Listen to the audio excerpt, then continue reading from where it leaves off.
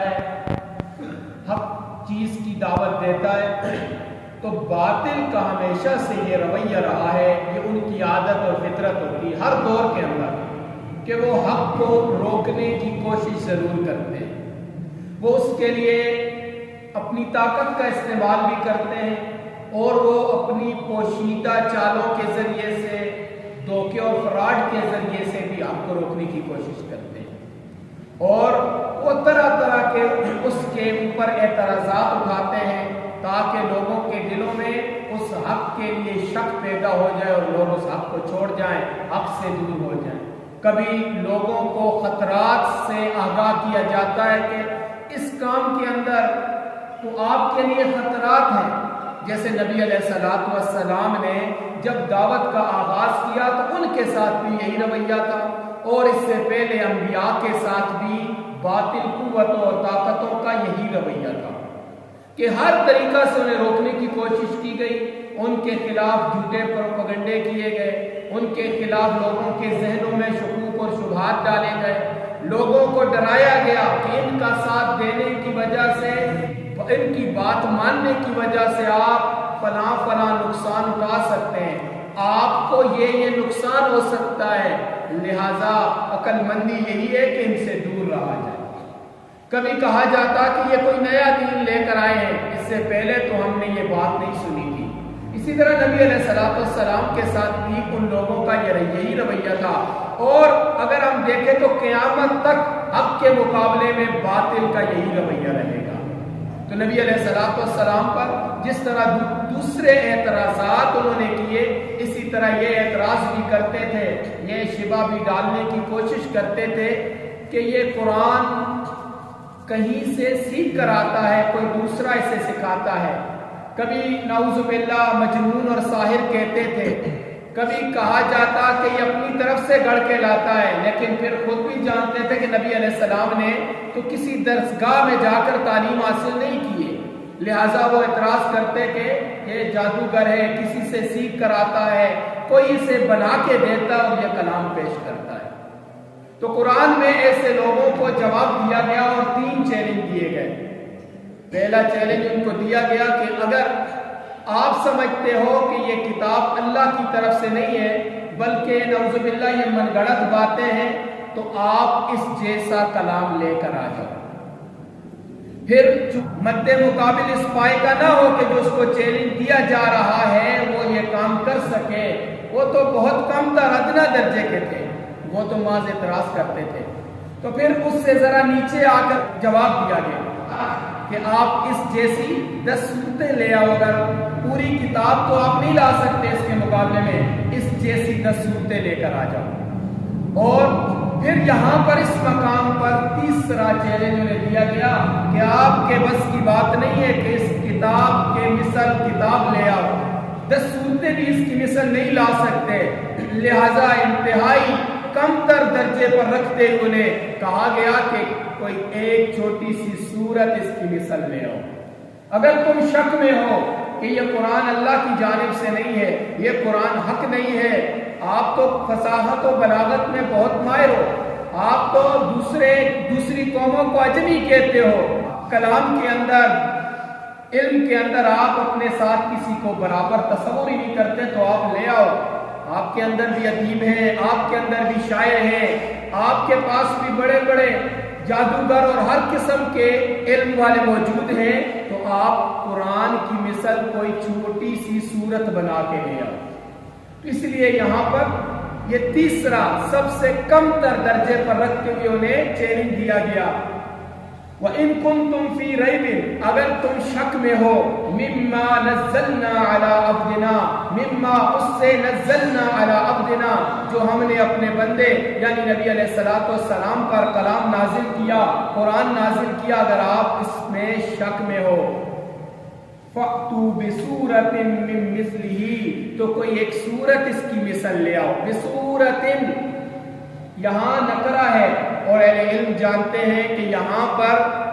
قلت اور چھوٹا ہونے کے معنی میں ہے، یہ سورت کوئی چھوٹی سی سورت اس کی مثل لے آؤ اگر تم سچے ہو۔ وَادْعُوا شُهَدَاءَكُمْ، اور اپنے حاضرین کو، شہداء کو، اپنے حاضرین کو بھی بلا لو، یعنی جس کو چاہے تم بلا سکتے ہو بلا لو، اپنے تمام ساتھیوں کو بلاؤ، اپنی تمام طاقتیں بروئے کار لے آؤ،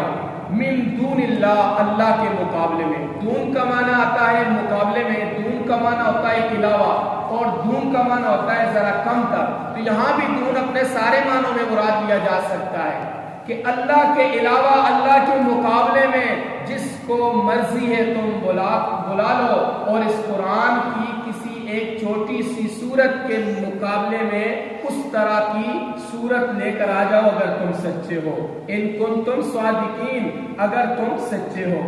فَإِن لَمْ تَفْعَلُوا، پھر چونکہ ان کے بس کی بلکہ کسی کے بس کی بات نہیں ہے، یہ کلام اللہ کا کلام ہے، کسی کے بس میں نہیں ہے کہ وہ اس کی مثل لے آئے، تو اس لیے فرمایا فَإِن لَمْ تَفْعَلُوا، بس اگر تم ایسا نہ کر سکو، وَلَن تَفْعَلُوا، اور ہرگز نہیں کر سکو گے، یا کبھی بھی نہیں کر سکو گے۔ یہ چیلنج ہے قیامت تک کے آنے والوں کو کہ قرآن کی مثل کبھی بھی تم نہیں لا سکتے۔ فَاتَّقُوا النَّارَ الَّتِي، پھر ڈرو ایسی آگ سے، بچو ایسی آگ سے، وَقُودُهَا النَّاسُ، جس کا ایندھن لوگ ہوں گے، وَالْحِجَارَةُ، اور پتھر ہوں گے۔ پھر ایسی آگ سے اپنے آپ کو بچاؤ، ایسی آگ سے بچو، ڈرو کہ پھر یعنی تم جب حق پر نہیں ہو باطل پر ہو، تم اگر حق پر ہو سچے ہو تو اس کا مثل لے آؤ، تو یہ تو تمہیں بھی پتا ہے کوئی اس کا مثل نہیں لا سکتا، لہذا پھر ایسی آگ سے بچو کہ جس کا ایندھن انسان اور پتھر ہوں گے۔ پتھروں کا کیوں ذکر فرمایا؟ آگ کی شدت کی طرف اشارہ ہے، آگ سب کچھ جلا دیتی ہے، پتھر اس کے اندر رہ جاتے ہیں، تو فرمایا کہ اس آگ کا ایندھن پتھر ہوں گے، یعنی وہ آگ انتہائی زیادہ شدید ہوگی، اور انسان ہوں گے، انسانوں ہی کے لیے تو جلائی گئی ہے، عام چیزوں کو نہیں جلائے گی، بلکہ اس کے اندر انسان ڈالے جائیں گے جو نافرمان تھے، جو اللہ تعالیٰ اور اس کے رسول علیہ السلام کے باغی تھے، ان انسانوں کو ساتھ میں ڈالا جائے گا۔ اعدت للکافرین، اور وہ کافروں کے لیے تیار کی گئی ہے، بتایا جا رہا ہے وہ تو کافروں کے لیے تیار کی گئی ہے۔ کافر کا معنی حق چھپانے والے، حق کا انکار کرنے والے، اور اللہ تعالیٰ کی ناشکری کرنے والے، تو یعنی یہ تو ناشکروں اور حق کا انکار کرنے والوں کے لیے بنائی گئی ہے۔ اس لیے فرمایا کہ یہ آگ تو بہت شدید ہے جس کا ایندھن انسان اور پتھر ہوں گے، اور وہ ناشکروں کے لیے تیار کی گئی ہے، لہذا ایسی آگ سے بچو۔ آگے فرمایا وَبَشِّرِ الَّذِينَ، اور خوشخبری دو ان لوگوں کو، آمنوا وعملوا الصالحات، جو ایمان لائے اور اعمال صالحہ اختیار کیے، یعنی جہاں پر بھی اللہ تعالیٰ نے ایمان کا ذکر کیا، اعمال صالحہ کا ضرور ذکر کیا۔ اگر ماں زبان سے کلمہ پڑھ دینا حقیقی کامیابی کے لیے کافی ہوتا، یہی مقصود ہوتا، تو پھر اعمال صالحہ کا حکم نہ ہوتا۔ کلمہ پڑھ کے ہم اپنی مرضی کی زندگی گزارتے ہیں، اللہ اور اس کے رسول علیہ السلام کی بغاوت کی زندگی گزارتے ہیں، ہمارے اوپر اثر پڑتا ہے کہ جب ہماری ذات کے اوپر رد آتی ہے، جب ہماری ذات پر چوٹ لگتی ہے ہمیں اثر پڑتا ہے، جب ہمارے مال کا نقصان ہے، ہمارے گھر کا، ہماری کسی ذاتی ملکیت میں تصرف ہوتا ہے، کوئی نقصان ہوتا ہے، ہمارے اوپر اثر پڑتا ہے، ہم اس کے لیے احتجاج کرتے ہیں، ہم اس کے لیے کھڑے ہو جاتے ہیں، باطل چاہے ظالم چاہے کتنا ہی طاقتور کیوں نہیں ہے، ہم اپنی جان اس کے خلاف لگا دیتے ہیں۔ لیکن اگر اسلام کا معاملہ آ جائے، ایمان کا معاملہ آ جائے، اور وہاں پر اگر ہم خاموش ہیں، وہاں پر اگر ہم اس کو اتنی حیثیت بھی نہیں دیتے کہ جتنی اپنی سامان، اپنی جائیداد اور اپنے مال کے نقصان کے اوپر رد عمل ظاہر کرتے ہیں، تو ایسے آدمی کے بارے میں یہی فرمایا گیا کہ ایسا آدمی حقیقی ایمان والا نہیں ہے، یہ تو منافق کی علامات میں سے ہیں۔ آج اگر ہم اپنی حالت کا جائزہ لیں، ہمارے ملک کے اندر چیف جسٹس فیصلہ دیتا ہے قادیانیوں کے حق میں، حالانکہ یہ پاکستان کے آئین کے بھی خلاف، اس لیے کہ پاکستان کا آئین اسلامی ہے اور اسلام کے ظاہری بات ہے کے خلاف ہے۔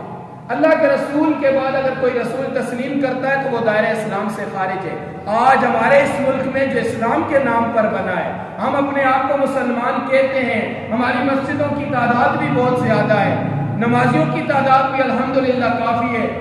ہم اپنے آپ کو مسلمان ضرور کہتے ہیں، لیکن اسلام پر رد آتی ہے، اسلام پر زد آتی ہے، اسلام کا کوئی نقصان کر رہا ہے، تو اس صورت میں ہماری اوپر فرق نہیں پڑتا، ہم خاموش ہیں۔ تو ہمیں اپنے ایمان کی خیر منانی چاہیے۔ عمل صالح صرف یہ نہیں ہے کہ میں مسجد میں آ کے نماز پڑھوں، عمل صالح صرف یہ نہیں ہے کہ میں روزہ رکھ لوں، حج ادا کر دوں، یہ بھی ضروری ہے، اس کے بغیر چارہ نہیں، یہ بھی فرض ہے۔ عمل صالح یہ ہے کہ اگر میرے سامنے کوئی برائی ہو رہی ہے، کوئی خرابی ہو رہی ہے، تو میں اس کو بھی روکوں، میں خود بھی برائی سے باز آ جاؤں، اور اگر کوئی آدمی سرعام برائی کرتا ہے تو اس کو ہاتھ یا زبان سے روکنے کی کوشش کروں، یہ بھی عمل صالح ہے۔ عمل صالح یہ ہے کہ اگر اسلام پر زد پڑتی ہے، آپ علیہ الصلوۃ والسلام کی شان رسالت میں گستاخی کی جسارت کی جاتی ہے، قرآن کے ساتھ یا شاعر اسلام کے ساتھ کوئی زیادتی کرنے کی کوشش کرتا ہے، تو میرا ایمان جوش میں آنا چاہیے۔ اگر میرا پلاٹ، میرا گھر یا میری کسی اور چیز کو کوئی چھیڑتا ہے، کوئی قبضہ کرنے کی کوشش کرتا ہے، کوئی ضائع کرنے کی کوشش کرتا ہے، تو مد مقابل جتنا زیادہ طاقتور ہے میں اس کے مقابلے میں کھڑا ہو جاتا ہوں۔ لیکن جس اسلام کا ہم دعویٰ کرتے ہیں، جس اسلام کا ہم کلمہ پڑھتے ہیں، عشق و محبت کے دعوے ہم کرتے ہیں، اگر اس اسلام کو توڑنے کی کوشش کی جائے، اگر اس اسلام کے خلاف فیصلے کیے جائیں، اس کو ختم کرنے کی کوشش کی جائے، اور مسلمان پر فرق نہ پڑے، میری ذات پر اگر فرق نہیں پڑتا، تو میں خالص ایمان والا نہیں ہوں، پھر میرے اندر بھی نفاق، عملی نفاق موجود ہے کہ میں اپنی ذات کے معاملے میں تو مجھے پریشانی ہوتی ہے، میں اس برائی کو روکنے کی کوشش کرتا ہوں، لیکن جب معاملہ اسلام کا آتا ہے تو میں خاموش ہو جاتا ہوں، میں غیر جانبدار ہو جاتا ہوں، حالانکہ میں نے تو اسلام کی وفاداری کا کلمہ پڑھا ہے۔ ہر چیز سے مقدم جب تک ہمیں اللہ اور اس کے رسول علیہ الصلوۃ والسلام کی ذات نہیں ہوگی، ہمارا ایمان مکمل نہیں ہو سکتا۔